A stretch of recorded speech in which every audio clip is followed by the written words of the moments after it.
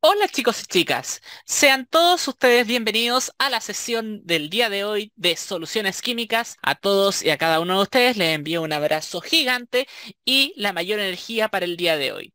Te recomiendo en este instante que vayas por tus materiales y tomes la mayor cantidad de apuntes por si necesitas recordar o derechamente repasar cada uno de estos conceptos. Sin más preámbulos, vamos a ver los objetivos de esta sesión. Los objetivos de esta sesión, por un lado, queremos clasificar los diferentes tipos de materia y sus cambios de medidas generales para que podamos entender con qué vamos a estar trabajando en química, pero también queremos comprender la concentración de diferentes soluciones y sus formas de representación. Hay diferentes soluciones, las cuales queremos saber primero qué es lo que son, pero también queremos ver cómo éstas se distinguen unas de otras, incluso si tienen los mismos componentes. Bueno, sin más avances, sin más spoilers, comenzaremos esta sesión.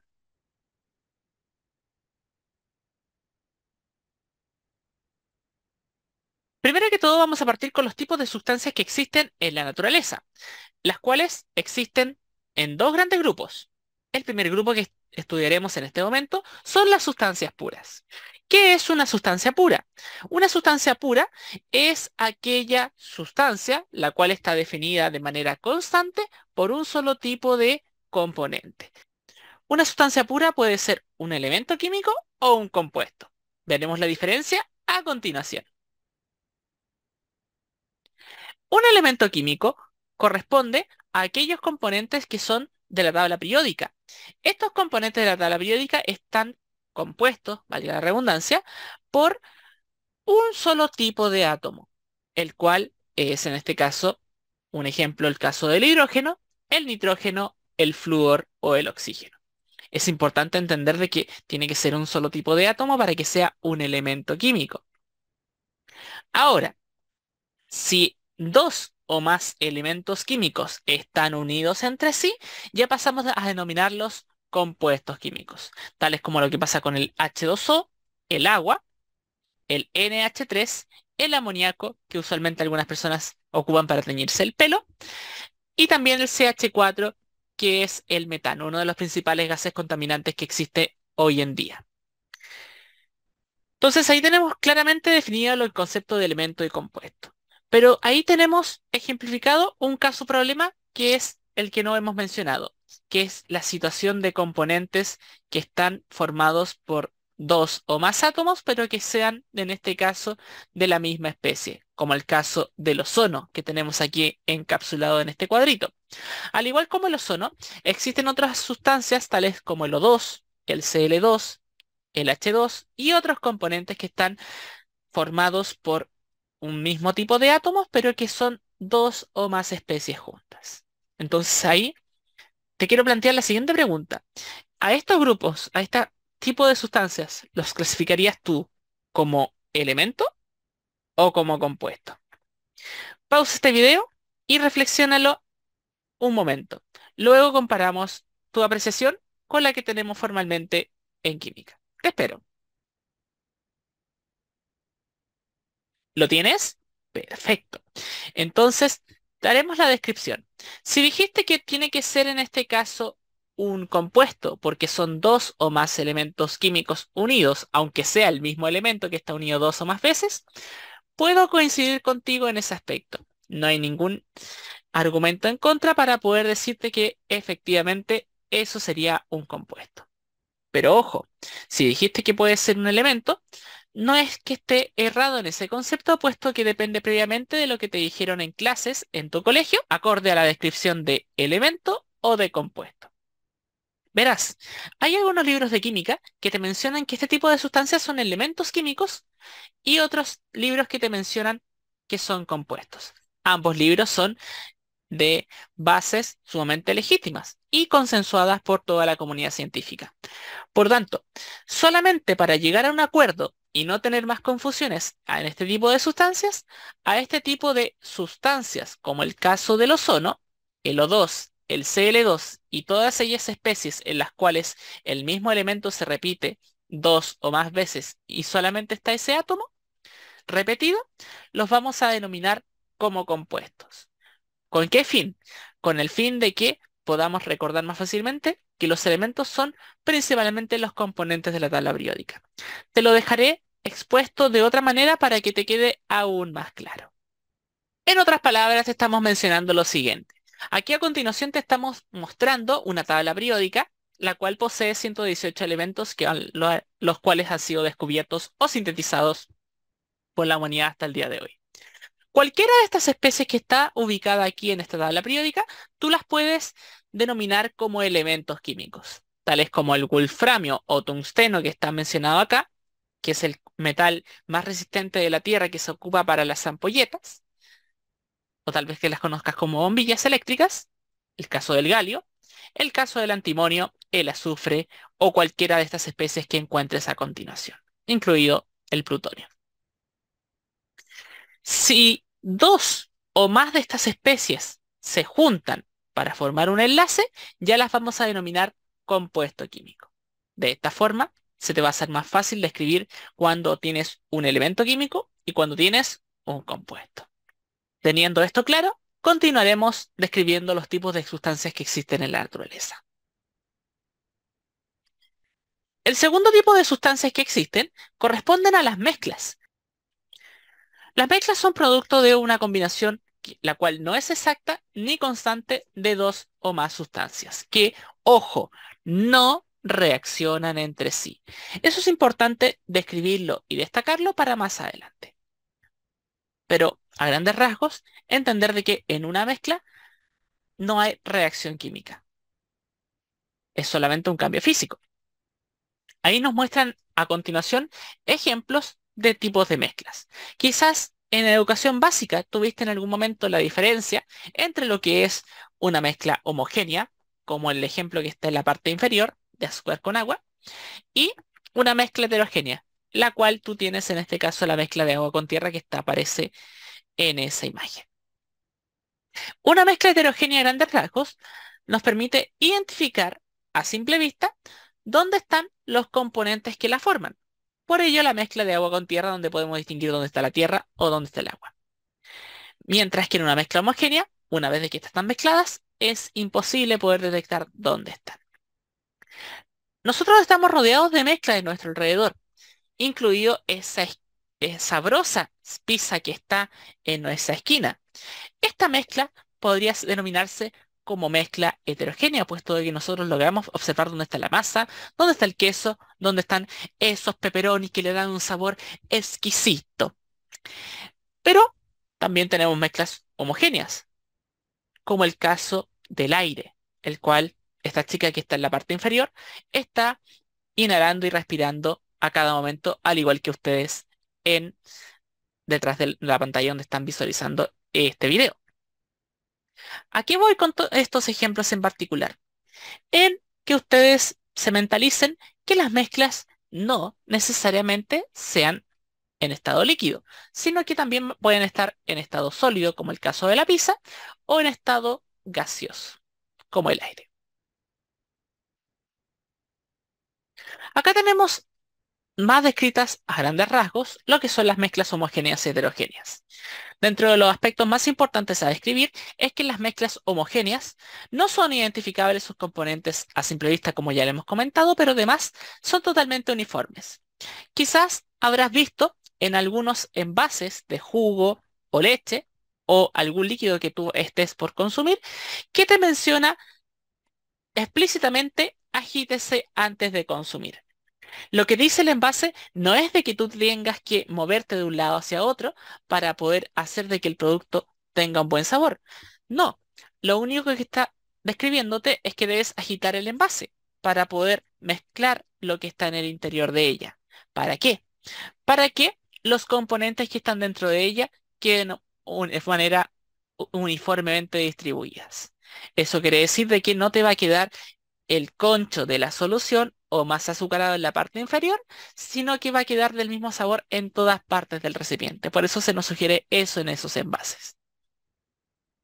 Por otro lado, en una mezcla heterogénea, nosotros podemos diferenciar visualmente sus componentes, como lo estamos viendo en esta ensalada de frutas, como en esta agua con aceite también. Aquí los componentes se encuentran distribuidos de manera irregular. Si te fijas en el agua con el aceite está en la parte superior, el agua en la manera inferior. Por tanto, si nosotros extraemos muestras de esta mezcla agua con aceite, no va a ser lo mismo si extraemos muestra de la parte superior, que va a ser principalmente aceite, en comparación a que si lo hacemos de la parte inferior, que va a ser principalmente agua. De ahí, en este caso, el hecho de que no se encuentran uniformemente distribuidos como el caso de las mezclas homogéneas, sino que se encuentran distribuidos de manera irregular. Tenemos ejemplos cotidianos, como el caso de este sabroso completo que está acá abajo, exquisito, el cual podría ser un tipo de mezcla. ¿Qué mezcla sería? Heterogénea, ¿cierto?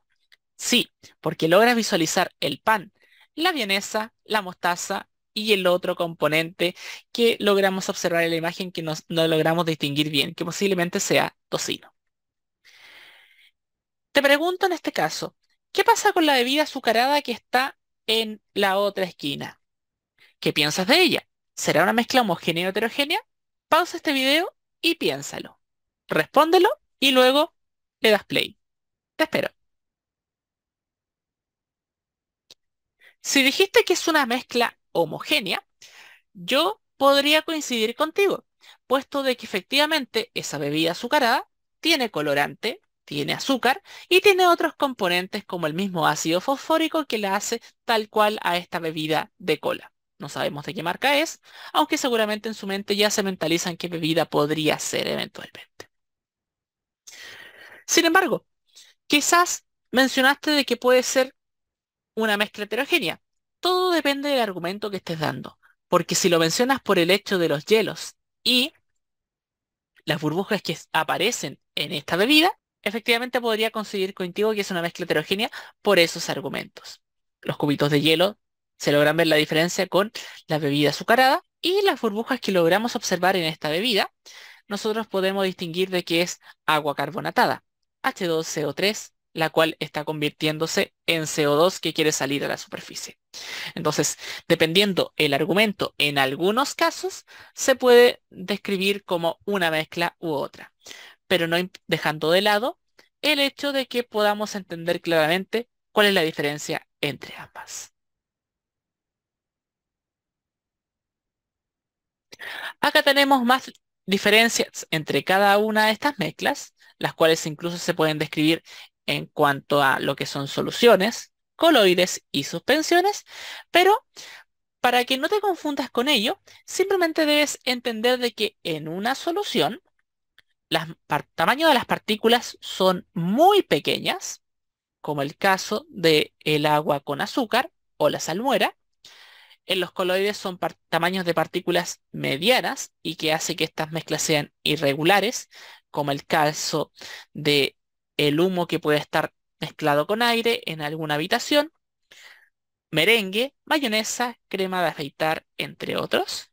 O incluso que el tamaño de las partículas, como es el caso de las suspensiones, sea de un tamaño más grande, tales como lo que pasa con los jugos de frutas naturales, como los jarabes, como en este caso la situación de las pinturas. Todos esos son ejemplos de mezclas heterogéneas como el caso de las suspensiones. Al entender de qué tamaño son las partículas, se puede también incluso deducir las otras características que están en la parte inferior. Con respecto a estas mezclas, tenemos que entender de que para que una mezcla sea denominada como tal, tiene una característica la cual es vital. Bueno, además de tener cantidades poco exactas de unos componentes u otros, como el caso de la pizza que puede tener más pepperoni o menos pepperoni y sigue siendo pizza, agua con azúcar que con más cucharas de azúcar o menos cucharas de azúcar sigue siendo una mezcla de agua con azúcar. También otra de las cualidades que poseen las mezclas es que uno puede separar sus componentes tal como estaban anteriormente de la mezcla por técnicas de separación. Si uno no puede hacer esa separación con estas técnicas, con estos denominados métodos físicos, estamos en presencia de una sustancia pura. Entonces, por definición, una mezcla se puede separar por estas técnicas de separación que son métodos físicos. Acá en esta presentación abarcaremos y te mostraremos las más importantes. Una de ellas es el caso de la decantación. La decantación, por un lado, Puede quizás enredarnos un poco el nombre de ella, pero te darás cuenta que al describir de qué se trata este método, no te causará mayor complicación y quizás esto ya lo habrás visto en otro lado. Aquí vamos a suponer de que tú tienes una mezcla de agua con aceite, donde en la parte inferior vamos a denominar que está el agua y que en la parte superior está el aceite.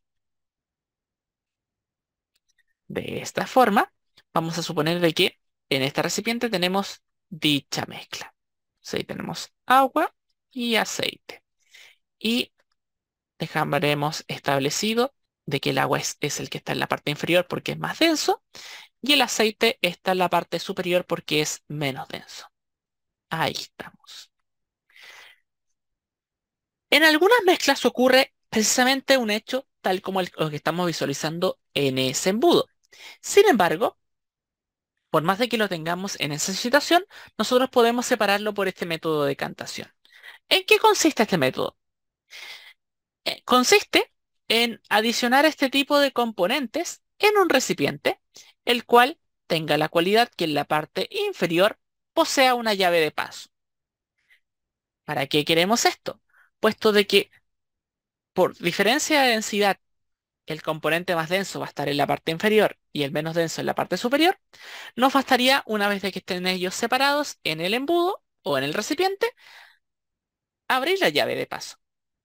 Y al abrir la llave de paso, dejaremos caer todo el líquido en la parte inferior, en este caso el agua. Cuando termine de caer todo el agua y esté a punto de caer el aceite, nosotros hacemos la genialidad de cerrar la llave. Y al cerrar la llave, separamos automáticamente el agua del aceite de esta mezcla. O sea, ocupamos este método de decantación solamente con una llave de paso, donde separamos a dos componentes que se diferenciaban por densidad.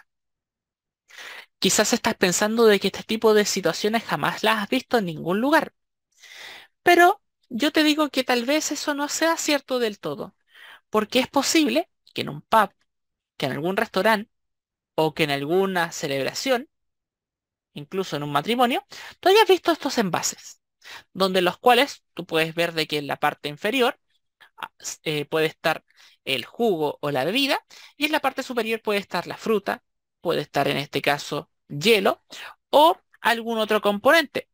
Y están estas llaves de paso. ¿Cuál es la gracia? Al abrir la llave, te va a salir solamente el componente que está en la parte inferior y quedará en la parte superior el otro componente en el cual nosotros no extraemos porque es menos denso. En este tipo de recipientes podemos ver claramente el fenómeno de decantación más didácticamente mostrado. Ese es el método de decantación. Como dato anexo te mencionamos que además ese método de decantación se ocupa incluso en la purificación de aguas como uno de los procesos de su purificación. Ahora, otro de los métodos que también se pueden utilizar como método de separación o técnica de separación es la filtración. Nosotros en una mezcla separamos a través de un filtro un componente sólido de un líquido en una mezcla. Ahí tenemos como ejemplo nuestro café en grano, que lo mezclamos con agua caliente y lo hacemos pasar por este papel filtro. A través de este papel filtro solamente va a pasar hacia el otro extremo nuestro café caliente y los granos de café quedan atrapados en este filtro. Ese es un ejemplo claro de filtración que seguramente lo habrás visto en alguna serie o película gringa. Sin embargo, si no lo has visto y tampoco tienes una cafetera en tu casa para hacer esto comúnmente, no te preocupes. Esto es más cotidiano de lo que tú puedes llegar a creer. Tan cotidiano que posiblemente ya lo has hecho sin darte cuenta. Si es que te has quedado alguna vez solo o sola en la casa y necesitas poder comer algo, lo más probable es que has cocinado fideos. Estos fideos en particular, no vamos a hablar acerca de la forma de preparación de estos fideos, sino de que en la parte final de la cocción de los fideos, cuando ya están listos con el agua caliente, usualmente lo que uno tiende a hacer es tomar con cuidado la olla con agua caliente y los fideos cocidos y los deja pasar en esta mezcla por un colador. Un colador que es el famoso colador de fideos. Pero este colador de fideos lo que está haciendo es una filtración, puesto de que deja pasar y escurrir completamente el agua caliente y deja atrapados en este colador los fideos. Aquí estamos separando en una mezcla un componente sólido, en este caso los fideos, de un componente líquido, que en este caso era el agua caliente. Entonces ahí también visualizamos el fenómeno de filtración. Ojo que el proceso de tamizado que está en la parte inferior, que está denominado acá, es similar a la filtración, con la sutil diferencia que aquí lo que estamos separando en el tamizado son dos componentes sólidos.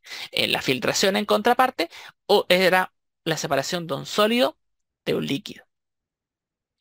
En el tamizado, por ejemplo, cuando uno se dedica a hacer postres en la cocina, está el famoso tamizado de la harina, donde nosotros separamos los gránulos de harina que son más delgaditos y más pequeños a través de este colador, de este tamiz que uno lo llama comúnmente, versus los granos de harina que son más gruesos, que quedan atrapados en este tamiz.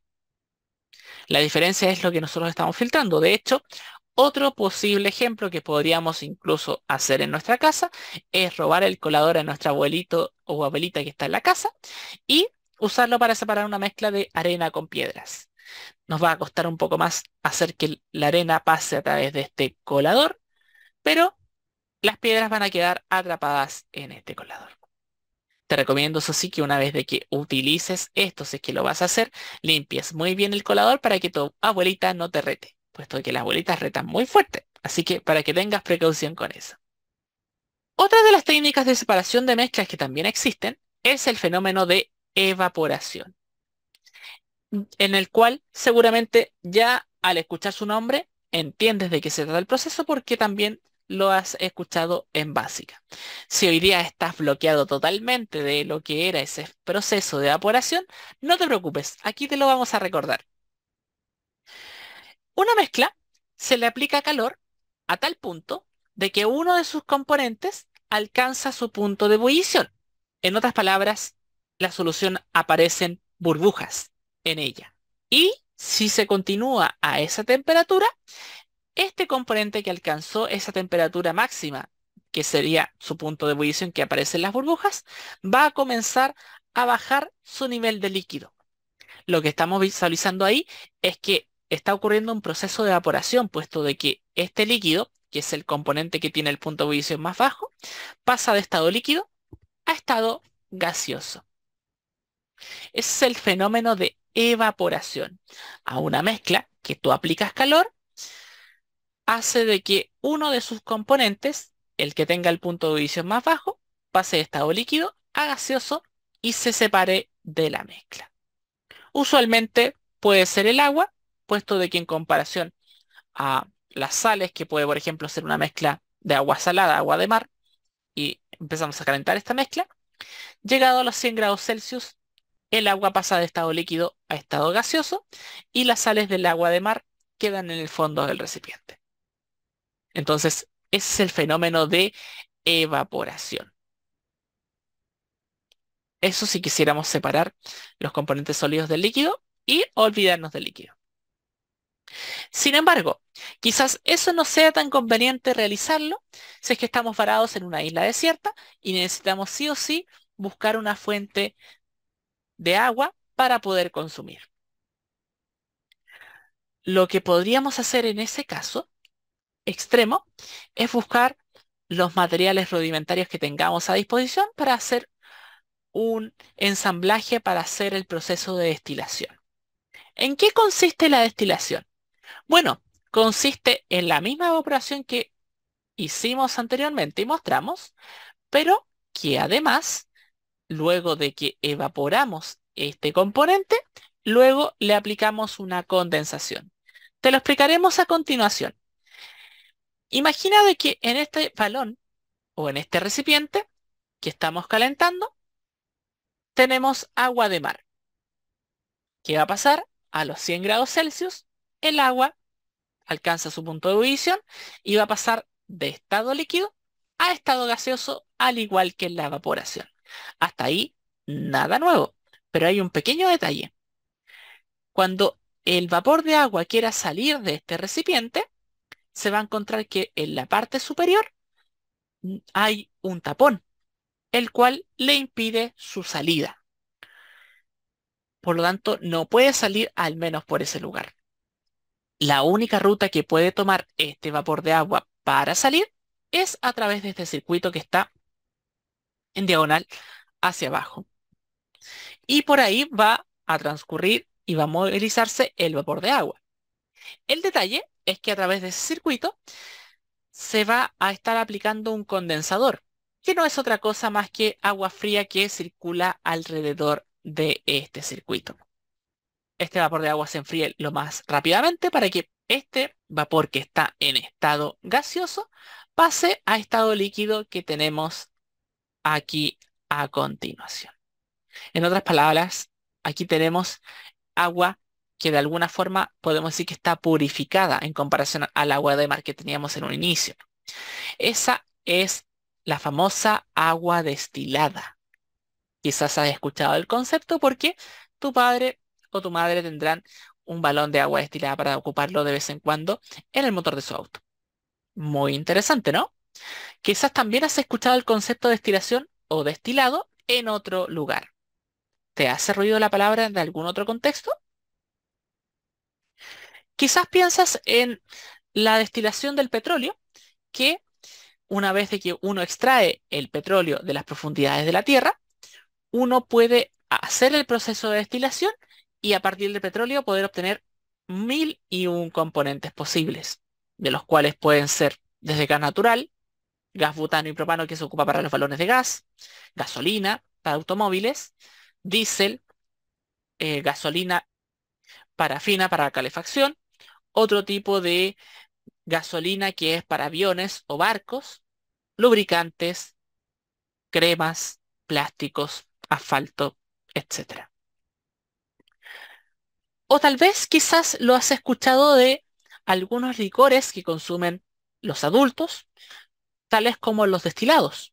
Estos destilados se les llaman así puesto de que se hace este mismo proceso, pero la diferencia es que en vez de tener inicialmente agua de mar, se tiene una mezcla de fruta, la cual esté molida ahí con su líquido disponible. Entonces ahí quien tiene el menor punto de ebullición es el etanol, que tiene un punto de ebullición a los 80 grados Celsius. ¿Cuál es la gracia? Calentar esta mezcla hasta los 80 grados Celsius y este etanol va a pasar de estado líquido a estado gaseoso y después de estado gaseoso lo obtenemos nuevamente en estado líquido, pero ahí lo tenemos purificado. O en este caso, destilado, como el caso del whisky, del ron y otros licores. Por eso se les llama así, destilados. Hay un hecho que no te he mencionado y que posiblemente te vas a caer de la silla al escucharlo. Pero, ¿sabías tú de que también podemos destilar el aire? ¿Que podemos separar los componentes del aire en sus componentes iniciales? Quizás aún no te sorprendas del todo y estás pensando cuáles son los componentes del aire.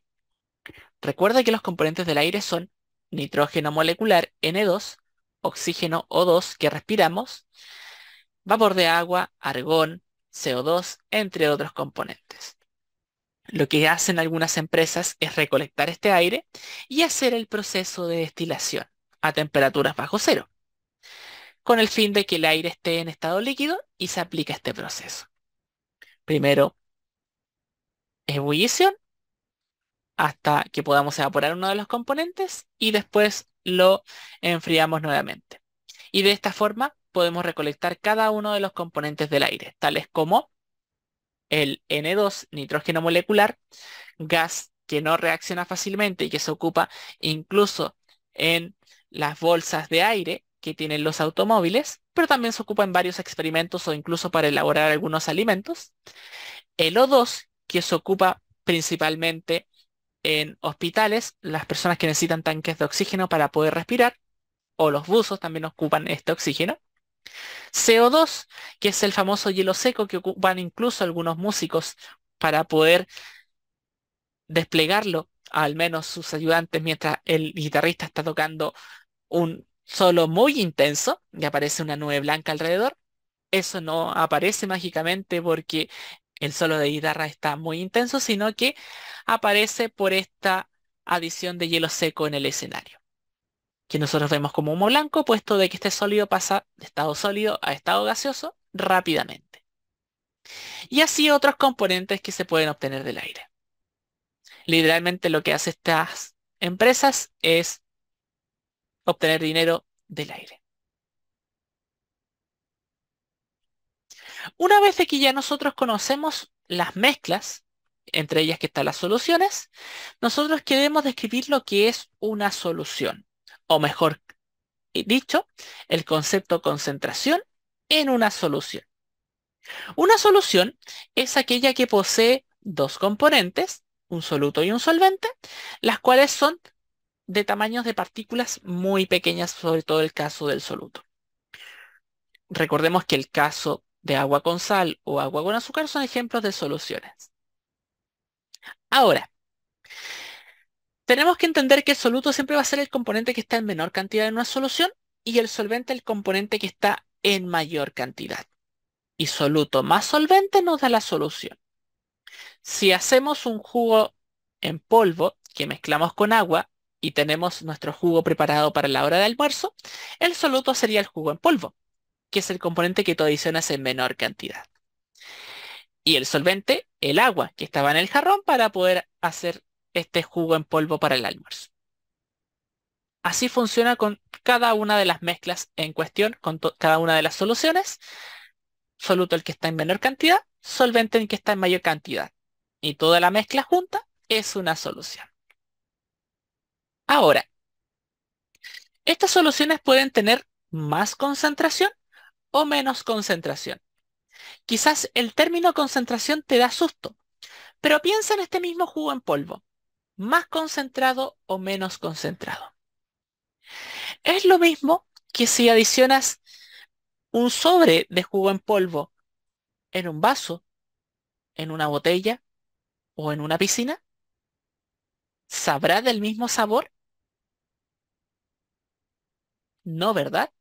Puesto de que si adicionas todo el sobre en el vaso, te va a quedar muy dulce, muy concentrado, quizás utilices el término.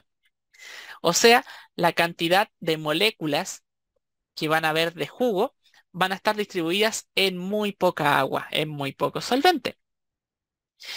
En el jarrón va a estar un poquito más distribuido y por ende, al probarlo te va a quedar un poquito menos dulce, de hecho con un sabor más o menos ideal. Pero si los adicionas en una piscina y pruebas después este juguito en polvo del agua de una piscina, suponiendo que no tenga cloro, obviamente, aún así vas a seguir sintiendo el sabor al agua de la piscina. Porque en comparación a lo que tú adicionaste de soluto, que es el jugo en polvo, en base a la cantidad de solvente que es el agua de toda la piscina, es muy poca la concentración del jugo. Es muy poco la cantidad de soluto que tú adicionaste.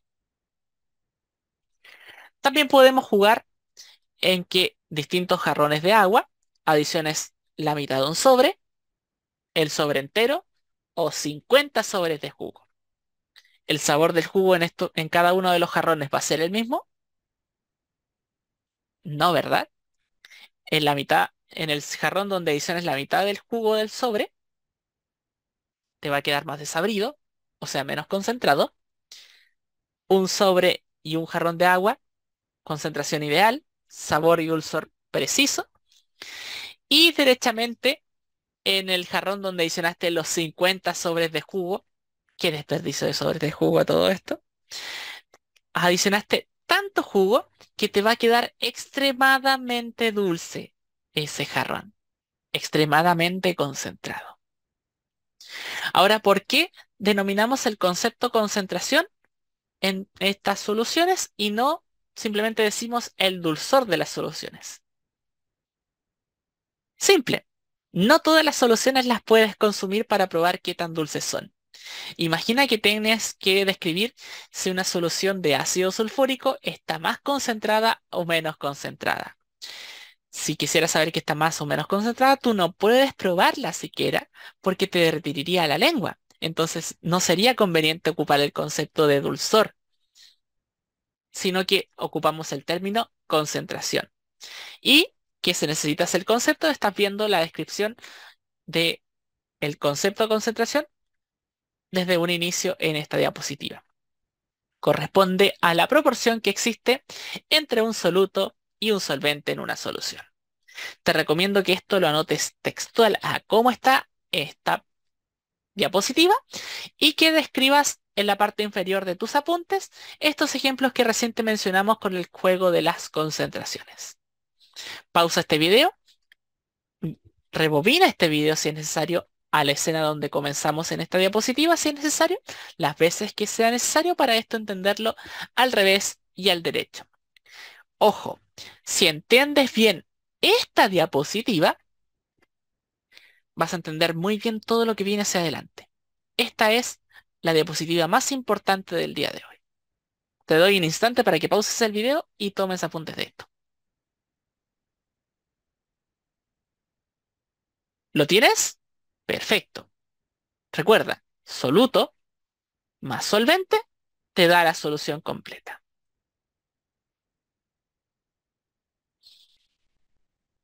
Ahora, las formas en las cuales nosotros podemos medir la concentración de una solución puede ser de manera física o de manera química. ¿A qué nos referimos de manera física? De manera física en el sentido de que nosotros podemos medirlo en un laboratorio o en nuestra casa a través de unidades como la masa o el volumen. Masa, ¿a qué nos referimos con masa? Coloquialmente es cuando decimos cuánto pesa un componente. Que no nos vea el profesor o la profesora de física al decir pesar y no masar, porque nos va a mirar muy feo. Recuerda que el concepto técnico es masar, pero uno coloquialmente entiende más el término pesar que masar en nuestra vida cotidiana. Así que nos entere el profe o la profe de física. Ahora, volumen. También tú lo puedes medir en tu casa. ¿Cómo podrías medir 2 litros de agua en tu casa suponiendo de que eso equivaldría a un 7 en la asignatura de química si lo haces en menos de 2 minutos? Pausa este video y piensa cómo lo puedes hacer. 2 litros de agua y lo necesitas en 2 minutos. ¿Cómo lo haces? Bien, quizás lo pensaste adicionando esta agua, este volumen de agua, en una botella de bebida de 2 litros que estuviera vacía. O en otro recipiente que tuviera nivelados los niveles de agua o los niveles de al líquido, que diga hasta 2 litros y ahí tienes los 2 litros de agua. Si fuera tu profesor de química te pondría un 7. Si no se te ocurrió, no te preocupes. Ya habrán más chances. Volviendo al concepto de concentración y particularmente a concentración física que ocupamos en los conceptos de masa o de volumen, estas formas de concentración pueden ser porcentaje masa-masa, porcentaje masa-volumen, porcentaje volumen-volumen, partes por millón, que son ejemplos de ella. Ya sé que estás pensando en este momento. ¿Para qué te estoy diciendo y describiendo todo esto si en tu vida cotidiana jamás ocuparás estos datos? Tú jamás vas a la cocina y vas a ver ninguna de las unidades o alimentos en cuestión que diga porcentaje masa-masa. Yo en ese momento que tú me dices eso o que lo estás pensando, te quedo mirando y te digo, ¿estás seguro o segura? Porque si ves el envase de la leche, por ejemplo, y ves la parte de atrás, te vas a dar cuenta que posiblemente está en porcentaje masa-masa. Y si no llegas a estar en porcentaje masa-masa, posiblemente lo encontrarás en gramos por litro. Te estaría mencionando la cantidad de gramos que hay de grasa en el litro de leche. Entonces podrías querer saber cuánta grasa tiene un litro de leche o cuánta grasa tiene tu vasito de leche. Necesariamente vas a necesitar estas cantidades. No todo se mide en masa a masa, sino que también hay otros componentes que se miden en otras concentraciones, tales como el cloro que se ocupa para lavar la ropa, o incluso los licores. Yo sé que estás muy pequeño para el tema de los licores, pero estoy más que seguro que te habrá causado curiosidad. ¿Qué significará que un licor tenga 5 grados de alcohol? Esos 5 grados no es otra cosa que un 5% volumen-volumen. Y te está mencionando de que si tienes un recipiente de 100 ml, solo 5 de esos ml son alcohol. El otro 95 serían agua y otros componentes del licor. Entre más grados alcohólicos tenga la bebida alcohólica, más porcentaje volumen-volumen va a ser, puesto de que tiene en este caso mayor cantidad de etanol estas bebidas. Ahora, partes por millón, eso sí que no lo has visto. ¿Seguro? ¿Cómo crees que miden los niveles de contaminación del aire en Santiago, por ejemplo, o en distintas regiones donde las comunas se contaminan a grandes niveles, donde causan preemergencias o alertas ambiental, o en el peor de los casos, emergencias ambientales, donde uno tiene que regular los niveles de contaminación que uno libera al aire en esos días, no prender chimeneas, los distintos automóviles con mayor restricción vehicular, entre otro tipo de situaciones que uno tiene que considerar? Todo se mide en cuanto a niveles de contaminante en partes por millón. Si no eres parte de una comuna donde haya grandes niveles de contaminación en el aire, sí, también te comento que también sirven estas partes por millón para ver los niveles de contaminación que hay en el agua. Por ejemplo, si un lago está contaminado por alguna empresa superior a lo que pueda contaminar en el agua, eso se mide en partes por millón. Y si se superan ciertos niveles de contaminación, hay multa para la empresa. De ahí la importancia de estas concentraciones. Estamos rodeados de estas concentraciones, solo que no lo sabíamos, no estábamos enterados.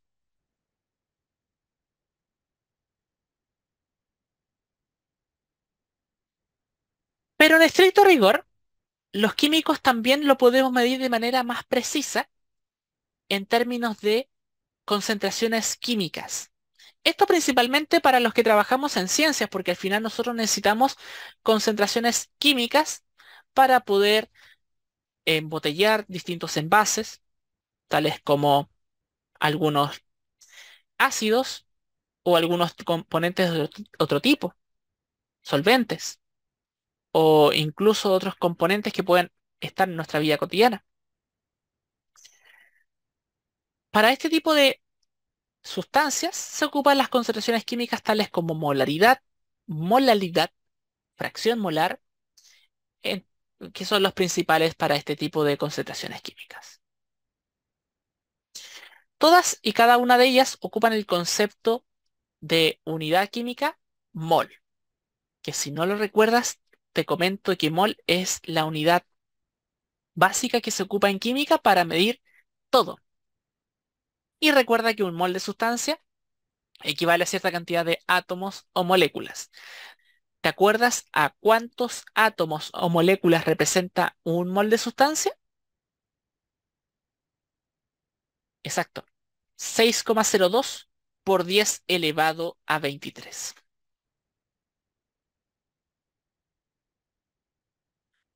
Ahora, tenemos el concepto de dilución. En el concepto de dilución se agrega solvente para disminuir la concentración de una solución que esté previamente preparada. Ya, estoy seguro que con esto quizás te enredaste en cuanto a lo que estamos explicando. Imagina de que tú en la mañana tenías mucho sueño y te hiciste un rico café, pero como andabas un poco distraído en la mañana, todavía no despertabas del todo bien, echaste más café del que tenías que adicionar. O quizás echaste más azúcar del que tenías que adicionar, dependiendo si te gusta el café con azúcar o sin azúcar. Si no le echas azúcar, imagina que le echaste más del café que tú querías adicionarle. Y para tu mala suerte, lamentablemente es lo último que te quedaba en ese tarrito de café delicioso, de ese café que te podía despertar en la mañana. ¿Qué hacemos? ¿Lo botamos y nos resignamos en la mañana a no tomar ese café? ¿Y estamos todo el día con sueño? Posiblemente no te rindas ahí. Y lo que harás es adicionarle más agua a ese café para que te quede menos concentrado. Lo que estás haciendo ahí es diluir tu café. Eso es dilución. A una solución que está previamente preparada como tu café cargado, adicionas más solvente, en este caso más agua, para que el café te quede menos cargado. Y en ese sentido, puedas disfrutar más ese café. No necesariamente lo puedes hacer con café, sino que lo puedes hacer con cualquier solución. Los típicos jugos que tú sientes, sobre todo los que son envasados, que son muy dulces, que adicionas un poquito de agua para que se pueda diluir, eso es una dilución. En química se ocupa mucho para poder diluir soluciones y poder medirlas de mejor manera. Esperemos que te haya servido mucho. Rebobina el video y verlo cuantas veces sea necesario para que puedas entenderlo de mejor manera. Y si tienes alguna que otra duda, nos podemos ver en alguna otra actividad. Te envío un abrazo enorme y te dejo recomendado de que puedas ver la pizarra a un clic que está en YouTube, en el canal de CPET, y también suscribirte al canal de YouTube. Que estés muy, muy bien. Nos vemos en otra ocasión. Chao, chao.